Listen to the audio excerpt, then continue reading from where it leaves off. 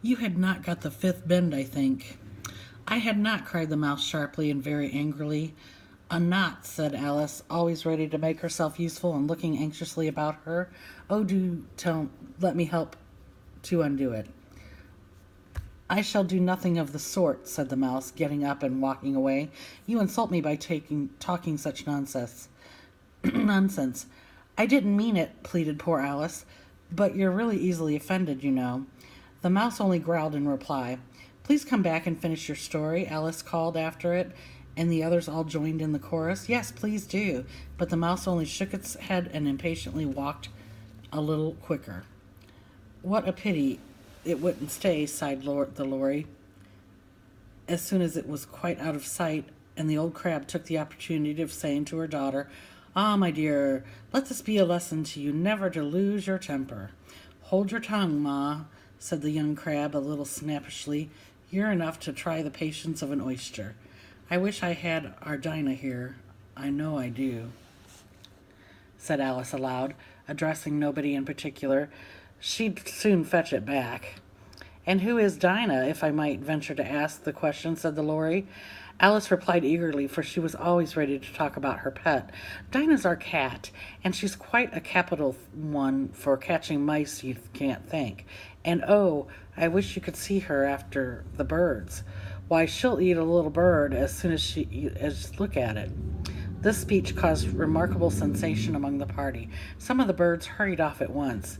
One old magpie began wrapping itself up very carefully, remarking, I really must be getting home. The night air doesn't suit my throat.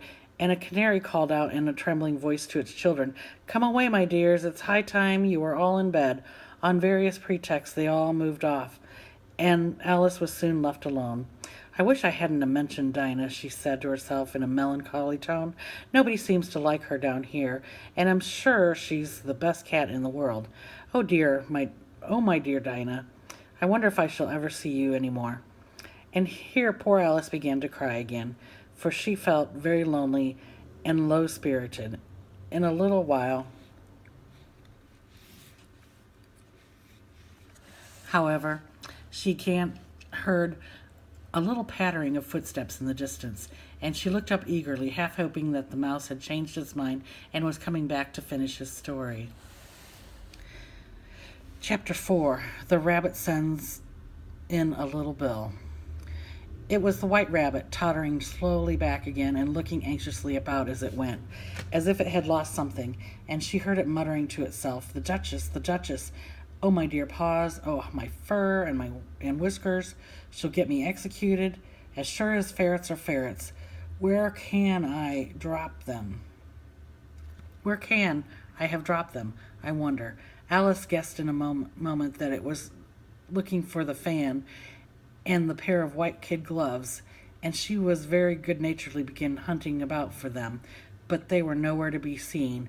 Everything seemed to have changed since her swim in the pool, and the great hall with the glass table and the little door had vanished completely. Very soon the rabbit noticed Alice as she went hunting about, and called out to her in an angry tone, Why, Mary Ann, what are you doing out here? Run home this moment, and fetch me a pair of gloves and a fan. Quick now. And Alice was so much frightened that she ran off at once in the direction it pointed to, without trying to explain the mistake it had made. He took me for his housemaid, she said to herself as she ran. How surprised he'll be when he finds out who I am. But I'd better take him his fan and gloves, that is, if I can find them. As she said this, she came upon a neat little house, on the door of which was a bright brass plate with the name W. Rabbit engraved upon it. She went in without knocking and hurried upstairs in a great fear lest she should meet the real Mary Ann and be turned out of the house before she had found the fan and gloves. How queer it seems, Alice said to herself, to be going messages for a rabbit. I suppose Dinah'll be sending me on messages next.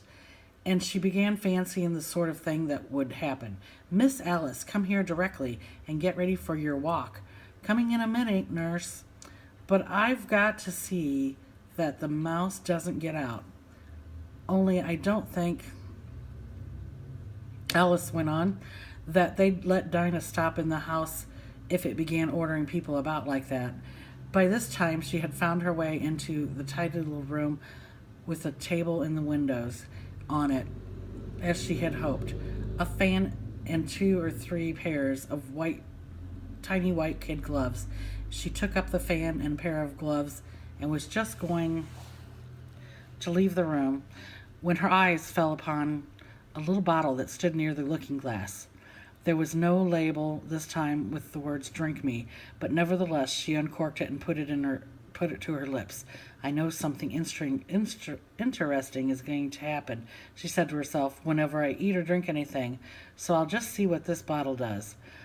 I do hope it'll make me grow large again, for really I'm quite tired of being such a tiny little thing.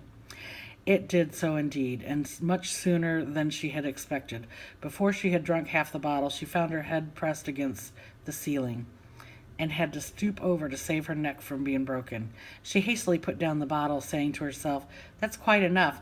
I hope I shan't grow any more. As it is, I can't get out the door. I do wish I hadn't drunk quite so much." Alas, it was too late to wish that. She went on growing and growing, and very soon had to kneel down on the floor. In another minute, there was not even room for this. And she tried the effect of lying down with one elbow against the door and the other arm curled around her head. Still she went on growing, and as the last resource, she put one arm out the window and one foot up the chimney, and said to herself, "Now I can do no more. Whatever happens, what will become of me?" Luckily for Alice, the little magic bottle had now had its full effect, and she grew no larger. Still, it was very uncomfortable, and as there seemed to be no sort of chance of her ever getting out of that room again, no wonder she felt unhappy. It was much pleasanter at home, thought poor Alice, when one wasn't always growing larger and smaller and being ordered about by mice and rabbits. I almost wish I hadn't gone down that rabbit hole, and yet, it's rather curious, this sort of life. I do wonder what can happen to me. When I used to read fairy tales, I fancied the kind of thing never happened. And now that here I am in the middle of one, there ought to be a book written about me. That there ought. And when I grow up, I'll write one. But I'm grown up now, she added in a sorrowful tone. At least there's no room to grow up anymore here.